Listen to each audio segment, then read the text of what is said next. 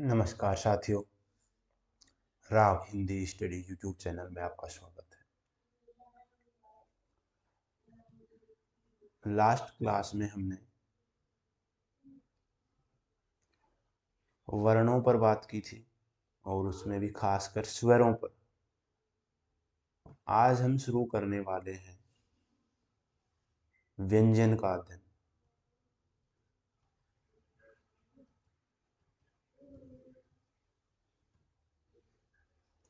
और व्यंजन की परिभाषा हमने पीछे भी देखी थी और सभी को याद भी हो गई होगी। स्वर और व्यंजन की परिभाषा में कल भी हमने देखा था कि स्वर और व्यंजन में क्या अंतर होता है, इनकी परिभाषा हमने देखी थी।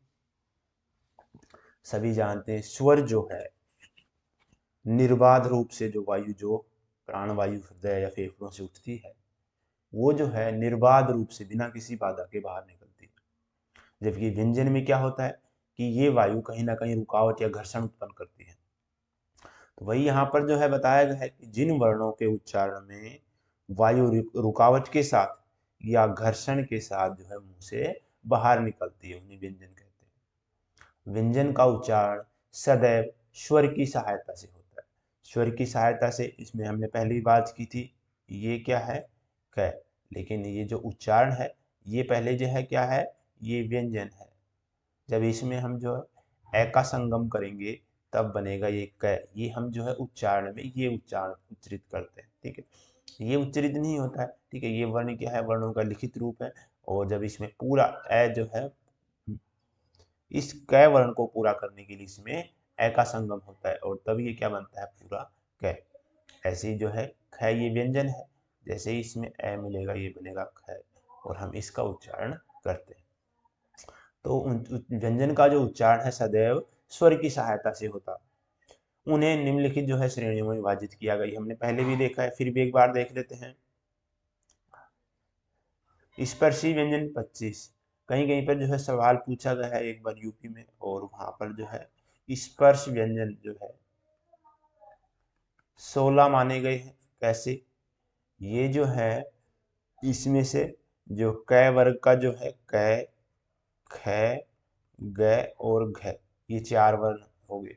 ऐसे ही जो है च वर्ग को हटा दिया, क्योंकि च वर्ग किसमें काउंट किया गया है, स्पर्श संघर्षी में।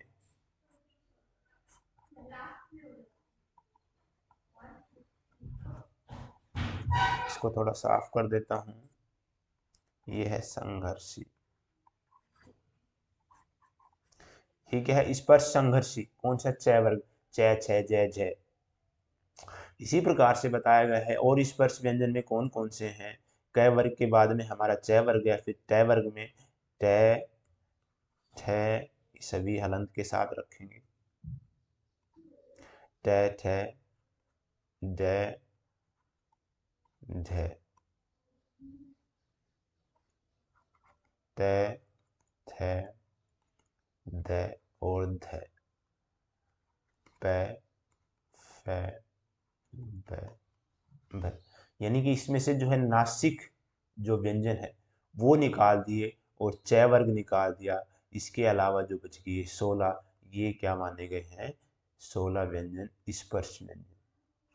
ठीक है, तो ये भी ध्यान रखेंगे। अगर ये ऑप्शन में 16 नहीं है, लेकिन अब जो है वर्तमान में जो है ये इनका जो भेद है लगभग मिट सा गया है। ये 25 के 25, ये भी सवाल पूछा गया है और इन सभी को स्पर्श या स्पर्शी एक ही मान करके अपनी सुविधा अनुसार इनको एक ही कर दिया गया है 25। इसीलिए जो है इसको 25 भी मान दिया गया है। लेकिन ये है क्या, मूलतः जो संस्कृत व्याकरण में जो है ये 16 ही थे। इसके बाद में जो ये इनका जो है अलग से विभाजन किया गया था। लेकिन अब जो है ध्यान रखेंगे, आपसे पूछा जाए कि स्पर्शी व्यंजनों की संख्या कितनी है, स्पर्शी व्यंजनों की संख्या, तो हम कह देंगे 25। और स्पर्श व्यंजन कितने हैं, 16। अगर दिए ऑप्शन में 16 है ही नहीं, है ही 25, तो वो समझ जाए कि क्या पूछना चाह रहा है, कि आपसे 25 ही पूछना चाह रहा है। ठीक है, नहीं तो फिर जो है इन दोनों में थोड़ा सा अंतर भी याद रखेंगे। बहुत ज़्यादा अंतर नहीं है इसमें, कई तो जो है मिक्स करके दे देते हैं, कई बार जो है स्पर्श और स्पर्शी, जैसे यहाँ पर पूछा गया कि स्पर्श व्यंजन कितने हैं और 25 भी माना गया है, क्योंकि 16 ऑप्शन में था ही नहीं, तो 25। चलो, तो ये हो गया स्पर्शी व्यंजन। अंतस्थ व्यंजन क्या है? 4 है, सभी जानते हैं, ये रह लेवर। तो स्पर्शी व्यंजन 25 तो सभी जानते हैं, क वर्ग, च वर्ग, त वर्ग, त वर्ग और प वर्ग, यानी कि 5 सभी वर्गों के अंदर होते हैं, और 5 × 5 यानी कि 25 वर्ण हो गए। ऐसे अंतस्थ में ये रह लेवर, और ऊष्म में श, फिर जो है तालव्य श, और फिर श, और फिर है दंत श और है। तो यहाँ पर जो है सभी को पता है, इनका क्रम भी याद रखेंगे, पूछा गया है एक बार जो है, ये जो क्रम ही लिखवा लिया कि क्रम कौन सा है इनका, है ना। तो सबसे पहले ये इनका क्या है? क्रम है। एक बार ऑप्शन जो है एग्जाम में दिया गया था, फिर दूसरा ऑप्शन रखा गया था ऐसे, ठीक है, और फिर ये ऐसे। तो इसका ये क्रम नहीं है, ठीक है, ऐसे ही 3 क्रम बनाए गए थे, लेकिन ये इसका जो है सही क्रम है, सभी जानते हैं। फिर भी जो है कई बार एग्जाम में जो है दिक्कत आती है, एकदम से जो कोई ऐसा सवाल सामने आता है जो हमने न पढ़ा हो, तो जो है ध्यान रखेंगे इसका क्रम भी जो है एग्जाम में पूछा गया है। इसके बाद में आगत व्यंजन। आगत व्यंजनों में जो है ड और ढ,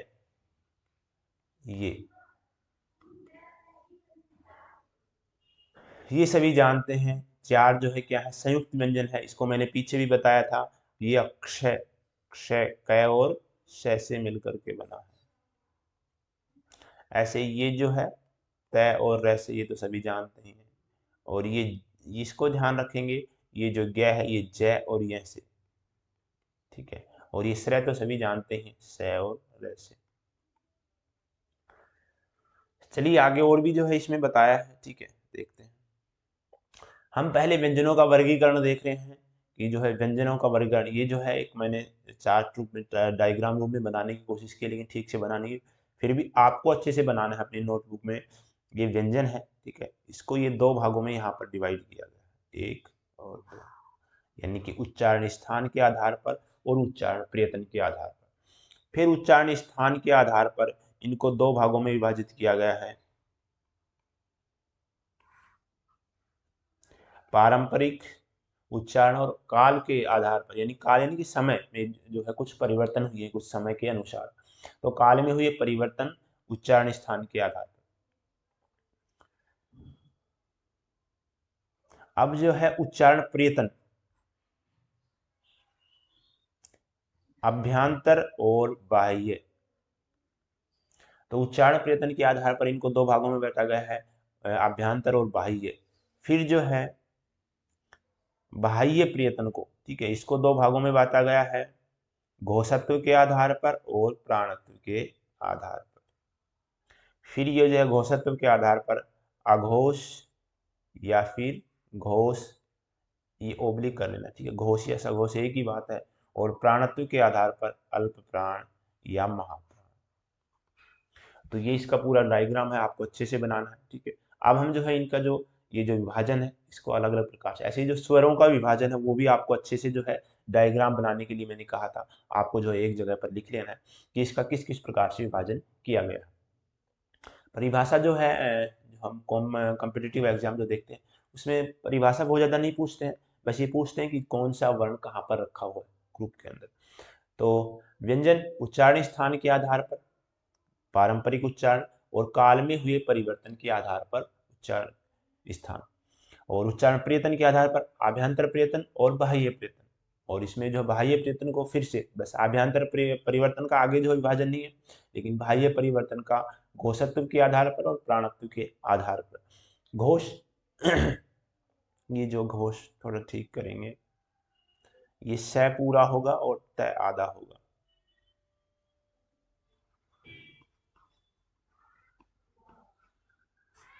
घोषत्व के आधार पर अघोष और घोष या सघोष ये दोनों एक ही बात है। घोष का मतलब भी वही है, और स यानी कि साथ में, जिसका उच्चारण घोष के साथ होता है। अल्प प्राण और महाप्राण, अल्प में यानी कि जब थोड़ी प्राण वायु बाहर निकलती है, और महाप्राण का मतलब जब ज्यादा वायु बाहर निकलती है। चलो आगे इनको विस्तार से देखते हैं कि व्यंजनों का वर्गीकरण उच्चारण की दृष्टि से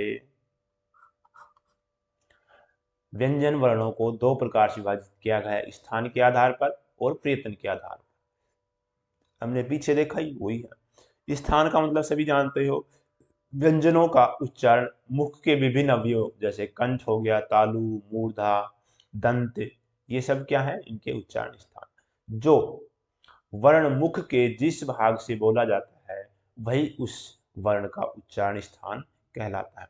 हमने जब स्वर जो पढ़े, उनका विभाजन जब पढ़ा, तब हमने देखा था कि किस प्रकार से जो है स्वरों का उच्चारण भी, स्थान भी कहीं ना कहीं इनमें हमने देखा था कंठ से ए आ, ठीक है।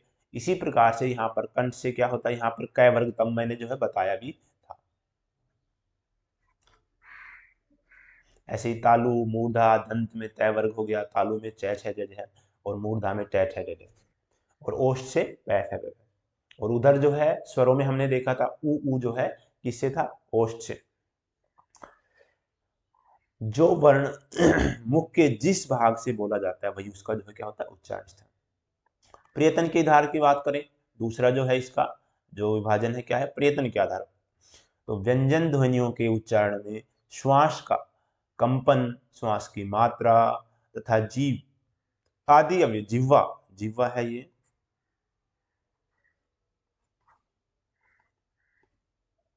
जिह्वा आदि अवयवों द्वारा श्वास के अवरोध की प्रक्रिया का नाम प्रयत्न है। तो वही श्वास में कंपन हो गया, या फिर जो है श्वास की मात्रा होगी, या फिर जो है जिह्वा की जो है स्थिति के आधार पर जो है इनमें कहीं ना कहीं जो अवरोध उत्पन्न होता है, तब जो है कहीं ना कहीं जो हम प्रयत्न करेंगे तभी तो जो है अवरोध उत्पन्न होता है। इसी आधार पर इसका विभाजन किया गया। उच्चारण स्थान के आधार पर देखते हैं पारंपरिक उच्चारण, यानी कि जो है पहले जो परंपरा से चला आ रहा है वो क्या है, कंठ, तालव्य, मूर्धन्य, दंत और ओष्ठ। तो कंठ में हमने देखा था कै वर्ग है, तालव्य में चय वर्ग है, मूर्धन्य में टय वर्ग है, दंत में तय वर्ग है और ओष्ठ में पै वर्ग है। और साथ में जो है इसको जो है यहाँ पर शय, ये तालव्य शय होता है, और ये मूर्धन्य शय, और ये दंत शय।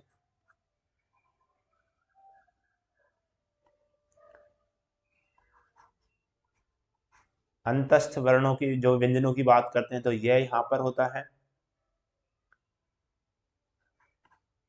र, ल। वह जो है ओष्ठ और कंठ से बोला जाता है, और जो है बस यही था। और है इसको काकल्य बोलते हैं, ठीक, कहीं ना कहीं इसका भी कंठ से उच्चारण होता है। तो यहाँ पर जो है जो कै वर्ग है, आपको ध्यान रखना है इसका उच्चारण क्या है, कै। उच्चारण स्थान जो है क्या होता है, कंठ, जहां से हम बोलते हैं कै, ख, ग, घ है। ऐसे ही जो है तालव्य, जो है तालव्य वर्ग जो चय वर्ग होता है, चय, छ, इससे थोड़ा सा ऊपर की तरफ, कल हमने बात की थी तालु, तो जो है तालव्य चय, छ, जय, झ और ऐसे मूर्धन्य ट, ठ, ड, ढ और ण। दंत तो बिल्कुल जीवा जो है दांतों के पास है, जो मूर्धा जो है, और जो कंठ हो गया, फिर तालव्य, फिर मूर्धा और ऊपर, और इसके बाद में दंत हो गया तय, थ, द, ध, न। जो जीभ है वो दांत के आकर के जो स्पर्श करती है, और ओष्ठ में ये जो ओठों की आकृति प, फ, ब, भ और म। तो इस प्रकार से जो है इनका उच्चारण, ये क्या है, वैज्ञानिक उच्चारण है, ठीक है। इसी जो है इनका वैज्ञानिक वर्गीकरण है। काल में हुए परिवर्तन और उच्चारण स्थान के आधार पर जो है इनका 6 प्रकार से विभाजन किया गया है। देखते हैं कैसे। कोमल तालव्य और कठोर तालव्य, यानी कि तालव्य को जो है मध्य में रखकर इनको जो है 2 प्रकार से विभाजन कर दिया। कोमल तालव्य के अंदर कै वर्ग आ गया और कठोर तालव्य के अंदर चय वर्ग आ गया। पूर्व तालव्य कै वर्ग है, वर्ष, वर्ष का मतलब होता है जीवा जो क्या होती है, मसूढ़ों से जो है टकराती है। मसूड़ा क्या होता है, दांत का ऊपर वाला हिस्सा, तो ये क्या कहलाता है, मसूड़ा। तो यहाँ पर जो है जीवा टकराती है, ये कौन कौन सी है, न, से। बोल के देखो तो आपकी जीवा जो है, ये जो दांत के ऊपर वाला जो मसूड़ा है उसमें जो है आकर के टकराएगी। न, से, ल, र। स्वर तंत्रीय, हमें जानते हैं सभी जो है स्वर की तरह जो है तंत्रियों का जो है कंपन होगा, यानी कि जो है जैसे बोल के देखिए ए जैसे आप बोलोगे तो यहाँ से बोला जाएगा, फिर जो है हवा कहीं भी टकराएगी नहीं, कोई जीवा में असर नहीं। ऐसी जो है है इसी प्रकार से होता है। ये क्या है? स्वर तंत्र। और दंतोष्ठ, दंत और ओष्ठ से मिलकर के क्या बना है? व। अब आते हैं उच्चारण प्रयत्न के आधार पर। तो स्थान के आधार पर तो हो गया, उच्चारण प्रयत्न के आधार पर जो हम इनका वर्गीकरण देखने वाले हैं। पहले आभ्यंतर प्रयत्न, फिर बाह्य प्रयत्न। तो जो है आभ्यंतर प्रयत्न, पहले इनका अच्छे से जो है नोटबुक में आपको डायग्राम बनाना है, तभी समझ में आएगा, नहीं तो सोचोगे चीजें जो है बिखरी हुई सी लगेगी आपको। ठीक है, तो पहले अच्छे से डायग्राम बनाना इसका। ठीक है, फिर उसको जो है बार बार जो है देखोगे 5-7 बार, तब आपको समझ में आने लगेगा कि हाँ जो है ये इनका विभाजन इस प्रकार से। अगर ये चीज़ों को बिखरे हुए ऐसे ही पढ़ोगे तो फिर चीज़ें जो है समझ में नहीं आने वाली। जब तक आपके जो है मस्तिष्क में एक पूरा डायग्राम नहीं होगा कि किस किस प्रकार से विभाजन किया गया है, तब तक चीज़ें जो है व्यवस्थित नहीं होगी। अगर जो चीज़ें हैं अव्यवस्थित होगी तो मस्तिष्क में भी जो चीज़ें हैं वो जो स्थिर नहीं हो पाएगी। आभ्यंतर प्रयत्न, आभ्यंतर प्रयत्न किस किस प्रकार से किया गया है देखते हैं। स्पर्श व्यंजन, मैंने बताया था पीछे कि जो स्पर्श है और स्पर्शी व्यंजन है, इसमें थोड़ा सा अंतर रखना। ठीक है, स्पर्शी व्यंजन तो इसमें देख लेना भाई, इसमें ई की मात्रा लगी बड़ी की, इसलिए ये जो है ज्यादा है 25, जबकि स्पर्श इसमें आखिर में मात्रा नहीं लगी है तो ये कितने हैं? 16। कुछ जो चीजें हैं आपको ध्यान रखनी ही पड़ती है। ठीक है, कुछ डाटा जो कॉम्पिटिटिव जो एग्जाम होते हैं उसमें डाटा पूछा जाता है, तो इसको ध्यान रखना थोड़ा। तो क वर्ग में जो है हम देख रहे हैं कि क वर्ग में मैंने पीछे भी बताया था क, ख, ग, घ, ऐ भी आता है। ठीक है, लेकिन यहाँ पर जो स्पर्श व्यंजन की बात की जा रही, स्पर्शी आएगा तो फिर वो भी जो है शामिल होगा और च वर्ग भी शामिल होगा। लेकिन यहाँ पर जो है स्पर्श और संघर्षी व्यंजन कहाँ पर है? ये अलग से जो है च वर्ग में दिया गया है। च वर्ग जो है स्पर्श संघर्षी में आता है। ट वर्ग में त, ठ, ड, ढ, त वर्ग का त, थ, द, ध और प वर्ग का प, फ, ब, भ। यानी कि जो है इसमें से जो है च वर्ग निकाल दिया गया है और अंतिम जो पंचम जो वर्ण होता है वो सभी में से निकाल दिया गया है। इस प्रकार से इनकी संख्या कितनी हुई? स्पर्श व्यंजनों की 16 है। अगर स्पर्शी व्यंजन होते तो इसमें हम पंचम वर्ण भी शामिल कर लेते और ये जो स्पर्श संघर्षी जो च वर्ग है ये भी शामिल कर देते और ये कितना हो जाता है? तो कुल मिलाकर के 25। नासिक की व्यंजन, नासिक की व्यंजन कौन है? इन सबके पंचम वर्ण। हमने पीछे जो है अनुस्वार और अनुनासिक में जो अंतर देखा था। ठीक है, तो ये जो नासिक के जो पंचम वर्ण होते हैं इन्हीं को क्या कहते हैं? अनुस्वार।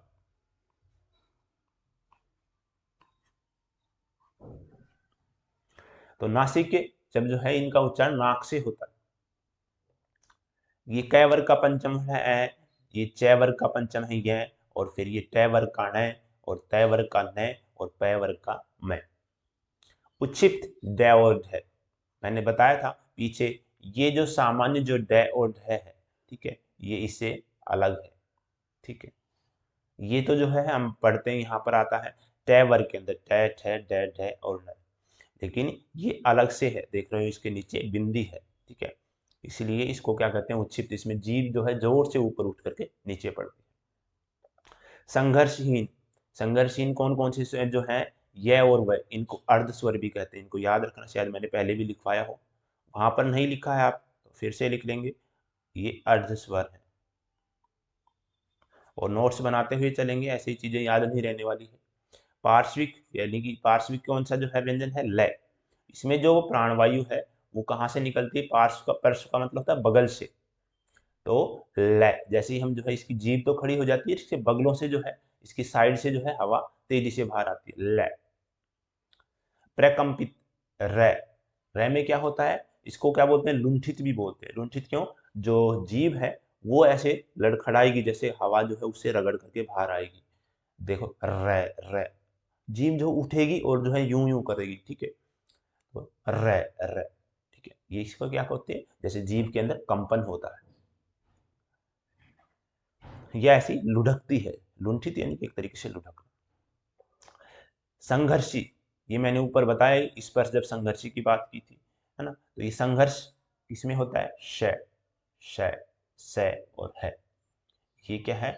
ऊष्म व्यंजन कहते हैं इन्हीं को। ठीक है, लेकिन स्पर्श संघर्षी च वर्ग के अंदर स्पर्श भी होता है और संघर्ष भी होता है, और इसके अंदर जो है स्पर्श न होकर के कहीं संघर्ष होता है केवल। तो इसको ध्यान रखेंगे।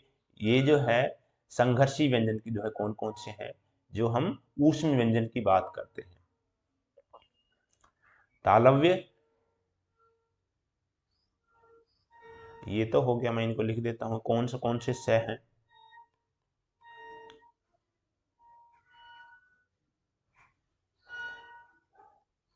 ये मूर्धन्य स है और ये दंत स है।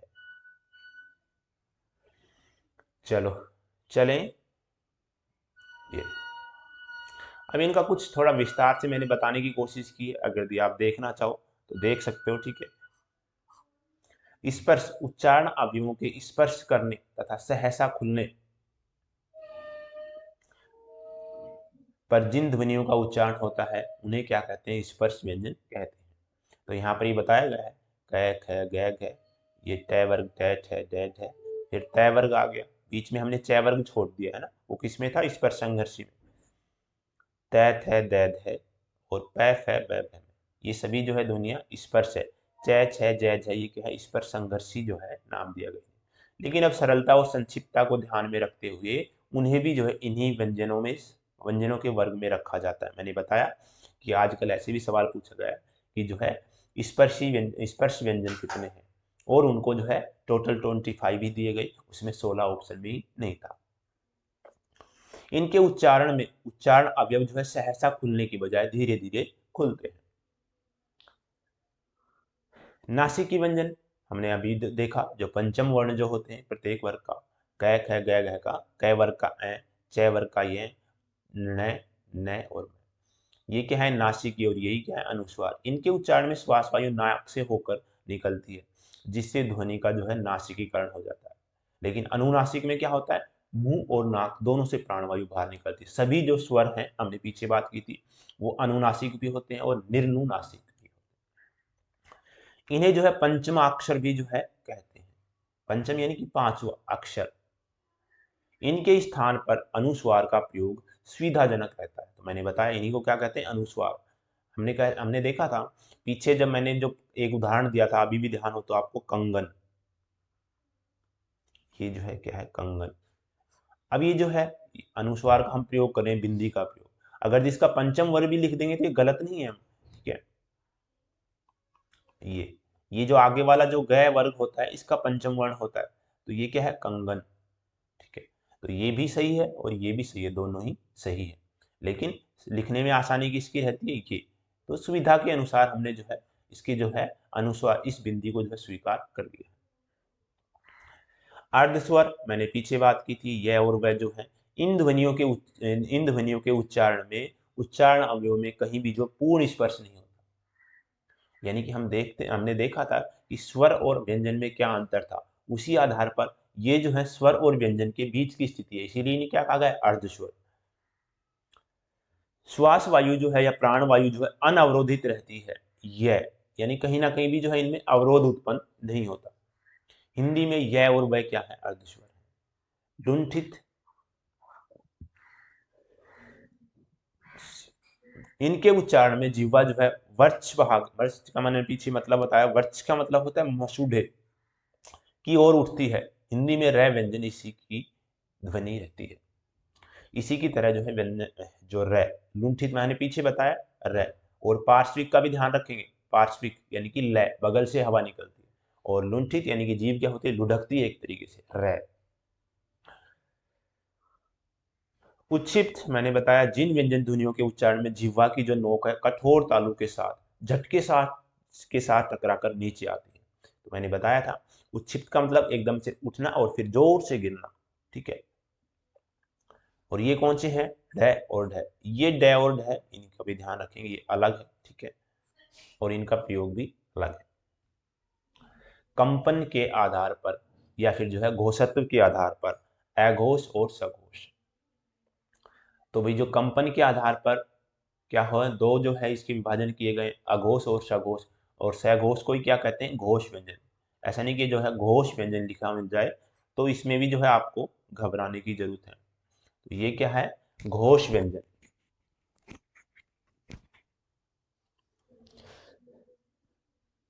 देखते हैं अघोष और घोष के अंदर क्या अंतर है, या सघोष एक ही बात है। अघोष, वैसे भी जानते हैं अविपरीत होता है ना, इसमें तो कोई रटने वाली बात नहीं। सभी हमेशा जानते हैं विलोम के अर्थ में आता है। और स और घोष एक ही बात है, घोष कह दो या सघोष, ठीक है। स यानी कि साथ में, यानी कि घोष के साथ, वही बात है, ठीक है। इनका उच्चारण करते समय स्वर यंत्री में क्या होता है, कंपन नहीं होता। मतलब कि नहीं होता है, हम सभी जानते हैं का मतलब क्या होगा, कंपन नहीं होगा। और घोष में क्या होगा, स्वर यंत्री में कंपन उत्पन्न होगा। ऐसे व्यंजन अघोष व्यंजन कहलाते हैं। इनकी संख्या हिंदी वर्णमाला में 13 है। देखेंगे कैसे। यह प्रत्येक वर्ग का पहला, दूसरा और जो है 3 जो है स जो हमारे हैं, ये जो है अघोष व्यंजन में आते हैं।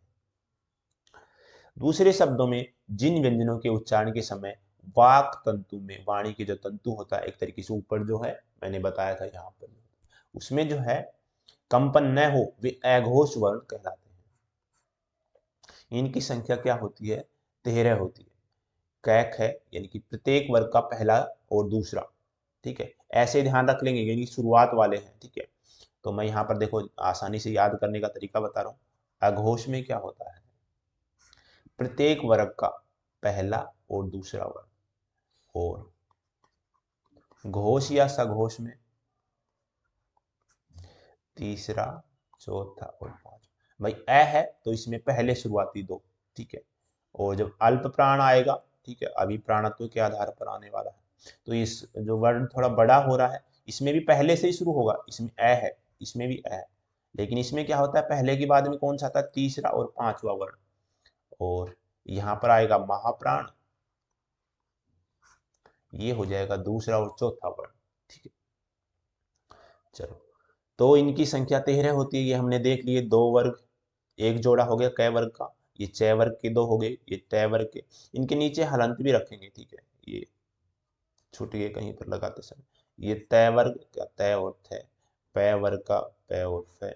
और फिर ये स वर्ग, हम ये जानते हैं कि पहले अंतस्थ आते हैं, ये रे लव है, ठीक है, ये रे लव। लेकिन यहाँ पर जो है क्रम उलट गया है, ये क्या है, उष्म श, श, स और है। तो इसके जो है ये तीन चले। यहाँ पर फिर से जो है रिपीट कर दे रहा हूँ। प्रत्येक वर्ग का, अघोष के अंदर प्रत्येक वर्ग का पहला और दूसरा वर्ण हो गया, और साथ में श, तीनों श इसमें शामिल होंगे। घोष या सघोष ऐसे व्यंजन जिनका जो है उच्चारण करते समय स्वर यंत्री में कंपन जो है उत्पन्न होता है, ऐसे व्यंजन क्या कहलाते हैं, सघोष व्यंजन कहलाते हैं। वर्णमाला में इनकी संख्या 31 है। तो 31 और जो है 13 मिलाकर के 44 होते हैं, ठीक है। यानी कि जो मूल जो स्वर और व्यंजन हो गए हम जानते हैं, वो कितने होते हैं, 44। घोष सघोष व्यंजन में क्या होगा कि स्वर यंत्री में क्या होगा, कंपन उत्पन्न होगा। दूसरे शब्दों में जिन व्यंजनों के उच्चारण के समय वाक तंतु में क्या होता है, कंपन उत्पन्न होता है, वही क्या है, सघोष या घोष व्यंजन। इसमें कौन कौन से शामिल है, एक तो मैंने बताया था जो है प्रत्येक वर्ग का तीसरा, चौथा, पांचवा वर्ग। पहले दूसरे किस में आ गए थे, सभी को पता है, अघोष के अंदर। साथ में सभी स्वर हो गए। श है वर्ग यहाँ पर अब चला गया था, तो यहाँ पर क्या हो गया, ये रे लव है, और साथ में जो है था वो भी यहाँ पर आ जाएगा। इनकी संख्या 31 है। इसमें जो है सभी स्वर ऐसे लेकर के ओ तक, सभी जानते हैं 11 स्वर है, ए आ, ई उ री, ए ऐ और ओ औ। तो ये सभी जो हैं 11 स्वर क्या है, इसके अंदर है, किसके अंदर, घोष है, ठीक है। यानी कि सभी जो हैं 11 स्वर क्या है, घोष है, सघोष है। इसके अलावा प्रत्येक वर्ग का तीसरा, चौथा, पांचवा। तो यहाँ पर आ गया कै वर्ग का गै, घै और रै। च वर्ग का जय, झय और ये। ट वर्ग का ट के बाद में छ आता है, छोड़ दिया गया है, ड, ढ और न। फिर तय वर्ग का द, ध, न। पै वर्ग का बै, भै, मै। और फिर जो है सभी जानते अंतस्थ और ऊष्म का है। तो अंतस्थ में क्या आता है, य, लव है, और ऊष्म में श, श है, स और है। तो यहाँ पर जो तीनों जो स हैं वो किस में थे, अघोष में।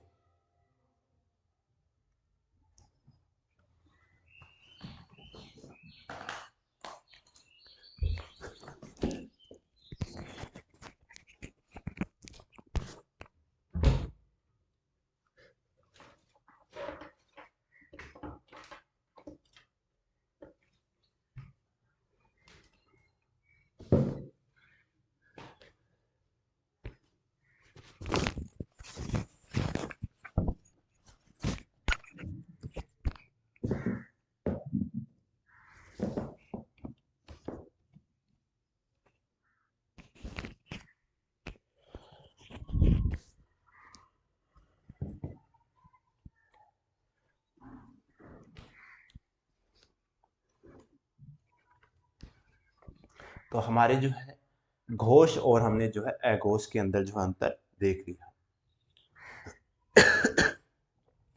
अब देखते हैं हम प्राणत्व के आधार पर। अल्प प्राण यानी कि जो थोड़ी जो वायु है, अल्प यानी कि सभी जानते हैं थोड़ी, और प्राण यानी कि वायु जो है हमारे जो है बाहर निकलती है। महाप्राण में क्या होता है जब ज्यादा जो प्राण वायु बाहर निकलती है। अल्प प्राण व्यंजन वह व्यंजन होते हैं जिन्हें जो है बहुत कम वायु प्रवाह से जो है बोला जाता है, यानी कि जिनके उच्चारण में बहुत जो है कम वायु प्रवाह बाहर आती है।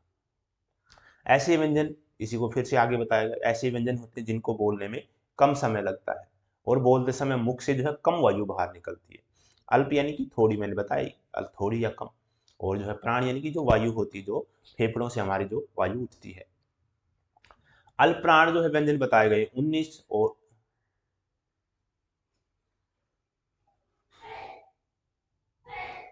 ये जो है टोटल व्यंजन है, और फिर ये वर्ण हो गए क्योंकि साथ में इसमें स्वर भी जो है शामिल है।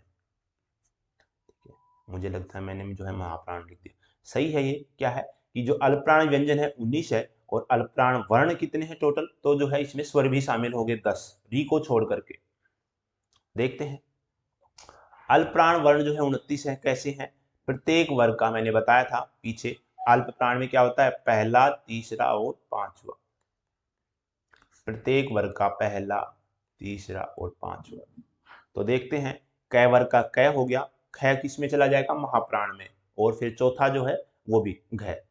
तो कै के बाद में ग, और ये च का च हो गया, ठीक है, फिर ज हो गया, और ये ट, ड और न, त, द और न, प, ब और न, य, र, ल, व। यानी कि ये जो है अल्प प्राण के अंदर ध्यान रखेंगे, ऊपर वाला जो होता है, पहले क्या आता है य वर्ग का, तो वो आता है, लेकिन अघोष में जो है नीचे वाला आता है श। प्रत्येक वर्ग का तीसरा, पहला, तीसरा और पांचवा, ये मैंने आपको बताया, ये वर्ण हो गए, और इसमें क्या है अंतस्थ, तो ये क्या हो गए टोटल 19, और इसके अलावा इसमें सभी स्वर भी जो है शामिल होते हैं।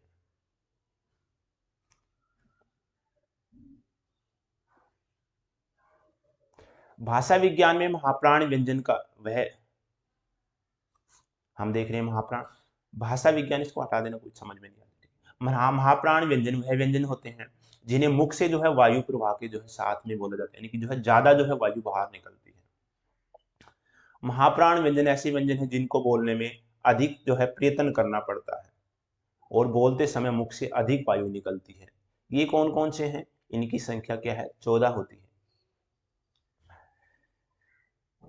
मैंने बताया था प्रत्येक वर्ग का दूसरा और चौथा वर्ण, तो ख और घ, छ और झ, ठ और ढ, त और ध, सॉरी थ और ध, फ और भ, श, स, स और ह। प्रत्येक, इसमें बताया गया कि प्रत्येक वर्ग का दूसरा और चौथा, और ऊष्म व्यंजन चारों। ठीक है, तो आपने ये देख लिया होगा कि महाप्राण ध्वनि और अल्पप्राण। फिर से एक बार डायग्राम बनाता हूं मैं आपके लिए, ठीक है, कि ये तो जो है यहाँ पर हम देख रहे हैं सघोष, ए लिखते हैं क्योंकि शुरुआत में ऐसे शुरू होगा, और ये जो क्रम भी ठीक बनेगा, आपको ध्यान रखना, अघोष और सघोष। ऐसे ही यहाँ पर हम फिर जो है नीचे अल्पप्राण और महाप्राण दे लेंगे। पहले जो है अघोष और सघोष देख लेते हैं। अघोष में कौन कौन से जो है व्यंजन होते हैं, सभी को पता है, मैंने पीछे ही बताया था, पहला और दूसरा प्रत्येक वर्ग का, और यहाँ पर हो गया तीसरा, चौथा और पांचवा।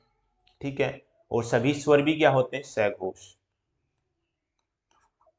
अच्छा, मुझे लिखना था स्वर, है ना, यहाँ पर लिख देता हूँ, सभी स्वर भी क्या है, सघोष है।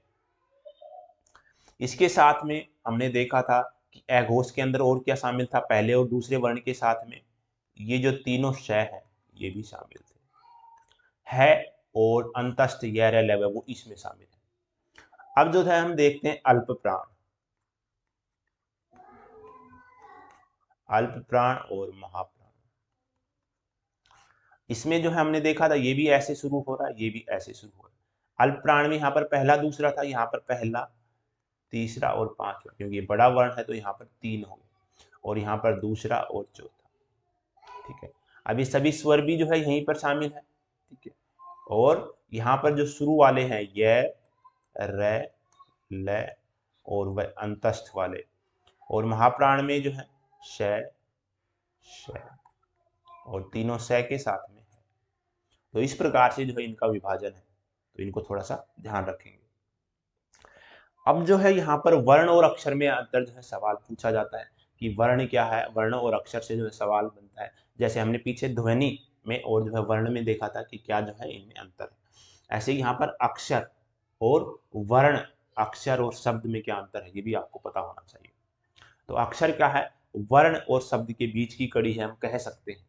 जैसे देखते हैं, जब किसी ध्वनि या ध्वनि समूह का उच्चारण श्वास के एक आघात के साथ, यानी कि जिसमें क्या होता, देखो यहाँ पर जो ए जो क्या लगा है, उपसर्ग लगा है, और क्षर यानी कि जिसका बोलने में जो है क्षय ना हो, अलग अलग टुकड़े से ना लगे, तो एक प्राण वायु के साथ में हम उसको बोल दें, यही क्या है, अक्षर होता है। श्वास के एक आघात के साथ हम जो है जिसको उच्चरित कर दें वही क्या है, अक्षर है। यानी कि बोलने में उसमें टुकड़े से नजर ना आए, एक प्राण वायु एक आघात के साथ, एक प्रयत्न के साथ हम जो एकदम से जो बोल दें वही क्या है, अक्षर। अब जैसे देखते हैं कि आ, ये तो सभी जानते हैं, आ हमारा क्या है, वर्ण भी है। तो इसका मतलब क्या हो गया कि कुछ वर्ण क्या होते हैं, क्या है, अक्षर भी है। और वो, अब इसमें क्या हो गया, वो जो है वर्ण नहीं है, ये क्या है, अक्षर है। तो किससे बना है ये, वह, ये क्या है, हम सभी जानते हैं ये वह हमारा ये जो है वर्ण है, व्यंजन वर्ण है। और इसमें क्या जोड़ा गया है, ओ, इससे मिलकर के ये अक्षर बना है। ऐसे ही मैं, सभी जानते हैं मैं तो कोई वर्ण नहीं है, लेकिन हम इसको एक आघात के साथ, एक आघात के साथ बोल रहे हैं, ठीक है। इसमें ये मैं है और ऐ है और साथ में ये। तो अब देखते हैं एकाक्षरी शब्द और द्व्याक्षरी शब्द, इनमें भी अंतर समझे। तो कहीं ना कहीं स्वरों के जो मेल के बाद और ये जो एक आघात के साथ बोलना जो है इसमें जरूरी है। जैसे सो, हम देख रहे हैं क्या है, एक अक्षरी जो है शब्द भी है, क्योंकि सो का तो मतलब होता है हम संख्या के लिए यूज करते हैं, शब्द भी है ये, ठीक है। ये जो है चल, एक तरीके से जो धातु होती है चल, है ना, संस्कृत में। लेकिन यहाँ पर जो है क्या है, हम इसको एक साथ किस लिए बोल पा रहे हैं, अगर देखिए यहाँ पर जो है स्वर का जो है मेल होता तो इसको जो है ज्यादा समय लगता, क्योंकि जो लय है ये पूरा किसके साथ बोला जाता है, हम जो चल बोल रहे हैं ये क्या है, ये जो लय है इसका उच्चारण स्वर के साथ होता है। मैंने पीछे ही कहा था कि जो व्यंजन है, ठीक है, इनका उच्चारण नहीं होता, हम तो इनको लिख तो लेते हैं लेकिन इनका उच्चारण जो है संभव नहीं है, तो इनका उच्चारण स्वरों के साथ होता है। अब इसमें से स्वर निकाल दिया गया है, तो लय बिल्कुल जो है छोटा सा है, बिल्कुल छोटा होने के बराबर, तो च के साथ में हम जो है बोल सकते हैं, इसलिए क्या है, एकाक्षरी जो है शब्द। मन ऐसे ही, और जा द्वाक्षरी शब्द, क्योंकि अब इसमें जो है दूसरे व्यंजन के साथ में स्वर भी शामिल हो गया, तो ये क्या है, द्वाक्षरी है। मन हो गया, प्याऊ, इसमें हम देख रहे हैं कि ये जो पै है ये तो आधा है, ये तो पै के साथ हम एक साथ ही बोल रहे हैं, जैसे हम जो है पै बोलते हैं ऐसे ही एक साथ पै, ऐसे ये क्या है, पै पै, क्योंकि पै क्या है, आधा, उसमें स्वर नहीं है, तो हम जो है एक साथ उसको बोल लेते, क्योंकि जो आधा जो वर्ण होता है, यानी कि जो व्यंजन जो वर्ण होता है, उसमें जो है हमें बहुत ज्यादा आघात या जो है उसके लिए बहुत ज्यादा समय की जरूरत नहीं होती, बिल्कुल थोड़ा सा समय लेते हैं, बहुत ज्यादा आघात की भी जरूरत नहीं होती, इसलिए उसको हम साथ में बोल लेते हैं। देखो देखो, पै पै पै, क्या इसमें कहीं भी आपको जो है अलग अलग डिफरेंस लग रहा है, नहीं लग रहा, ठीक है। जबकि मैं बोल रहा हूँ मन, तो मैं और ने अलग अलग उच्चरित हो रहे हैं, लेकिन जैसे ही मैं बोलूंगा पै पै प्याऊ प्याऊ, तो पै और या में जो है डिफरेंस नजर नहीं आ रहा, ये क्या है, एक आघात है, एक चोट है, इसीलिए क्या कर रहे हैं, इसको एक अक्षर मान रहे हैं। और उ तो पूरा जो है स्वर है, और जो है ये क्या हो गया, दूसरा, तो ये पै और ये या से जो है प्या प्या, ये एक है और ये दूसरा। ऐसे ही जो है चम एक है और पा दूसरा जो है, तो चंपा। देखो इसको हम लिखेंगे तब कैसे बनेगा ये, ठीक है, पूरा भी लिख सकते हैं हम, चंपा, ये आधा में है, तो चम चम हम एक साथ बोल रहे हैं, एक आघात के साथ बोल पा रहे हैं, चम चम, लेकिन पा को एक साथ नहीं बोलते, चंपा चंपा, इसमें जो विभाजन होगा ही होगा, यानी देखना चंपा, ये जो है कहीं ना कहीं उच्चारण से संबंधित जाता है। तो समझ में आ गया होगा, अक्षर में जो है एक आघात के साथ अगर हम उच्चारण कर पा रहे हैं, ठीक है, उसमें जो है हमें विभाजन सा नजर नहीं आना चाहिए, ठीक है, तो वही क्या होता है, अक्षर होता है। अनुस्वार और अनुनासिक में मैंने पीछे भी अंतर बताया था, एक बार फिर से यहाँ पर देख लेते हैं।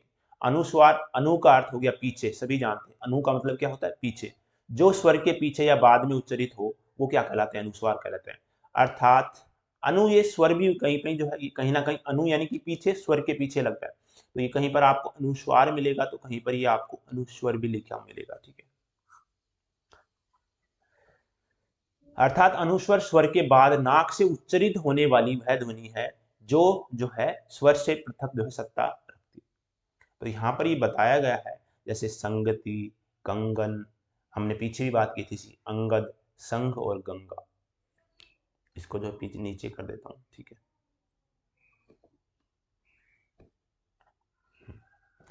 तो आप जो है देख पा रहे होंगे कि यहाँ पर ये जो है पंचम वर्ण है, मैंने बताया था ये जो बिंदी है किससे बनती है, पंचम वर्ण से, और इसी को हम क्या कहते हैं, अनुस्वार। और ये है क्या, फिर से एक बार समझ लेते हैं। अनु यानी कि पीछे, जो स्वर के पीछे। लेकिन अनुनासिक में क्या था, जो है अनुनासिक में ये होता था कि नाक और मुख दोनों से क्या होती, ध्वनि बाहर निकलती थी। कुछ पीछे चल रही है क्या वीडियो?